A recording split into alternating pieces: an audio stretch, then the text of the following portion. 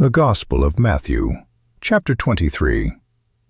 Then Jesus spoke to the multitudes and to his disciples, saying, The scribes and the Pharisees sit on Moses' seat. All things, therefore, whatever they tell you to observe, observe and do. But don't do their works, for they say and don't do. For they bind heavy burdens that are grievous to be borne, and lay them on men's shoulders, but they themselves will not lift a finger to help them. But they do all their works to be seen by men. They make their phylacteries broad, and enlarge the fringes of their garments, and love the place of honor at feasts, the best seats in the synagogues, the salutations in the marketplaces, and to be called Rabbi, Rabbi, by men. But you are not to be called Rabbi, for one is your teacher, the Christ, and all of you are brothers.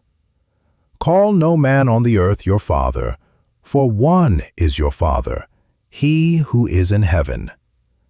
Neither be called masters, for one is your Master, the Christ. But he who is greatest among you will be your servant. Whoever exalts himself will be humbled, and whoever humbles himself will be exalted.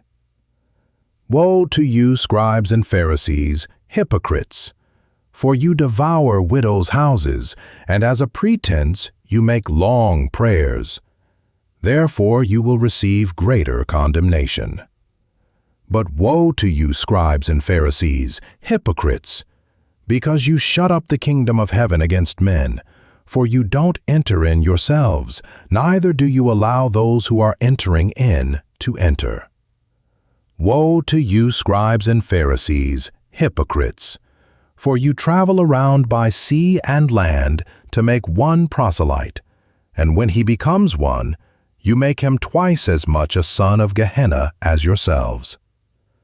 Woe to you, you blind guides, who say, Whoever swears by the temple, it is nothing, but whoever swears by the gold of the temple, he is obligated.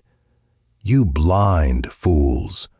For which is greater, the gold or the temple that sanctifies the gold?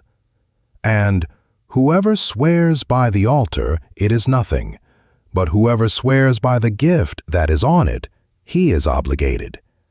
You blind fools! For which is greater, the gift or the altar that sanctifies the gift? He therefore who swears by the altar swears by it and by everything on it. He who swears by the temple swears by it and by him who has been living in it. He who swears by heaven swears by the throne of God and by him who sits on it. Woe to you, scribes and Pharisees, hypocrites! For you tithe mint, dill, and cumin, and have left undone the weightier matters of the law, justice, mercy, and faith. But you ought to have done these, and not to have left the other undone. You blind guides, who strain out a gnat and swallow a camel. Woe to you, scribes and Pharisees, hypocrites! For you clean the outside of the cup and of the platter, but within they are full of extortion and unrighteousness. You blind Pharisee! First clean the inside of the cup and of the platter, that its outside may become clean also. Woe to you, scribes and Pharisees, hypocrites! For you are like whitened tombs, which outwardly appear beautiful, but inwardly are full of dead men's bones and of all uncleanness. Even so you also outwardly appear righteous to men, but inwardly you are full of hypocrisy and iniquity. Woe to you, scribes and Pharisees, hypocrites!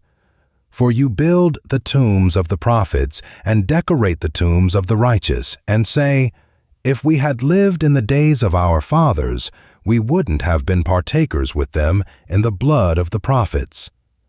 Therefore you testify to yourselves that you are children of those who killed the prophets. Fill up then the measure of your fathers.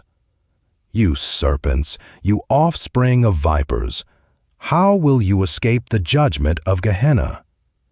Therefore, behold, I send to you prophets, wise men, and scribes.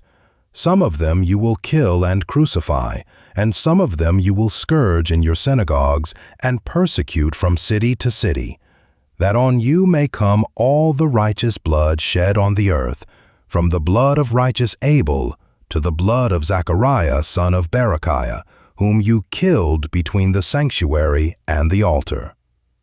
Most certainly I tell you, all these things will come upon this generation. Jerusalem, Jerusalem, who kills the prophets and stones those who are sent to her.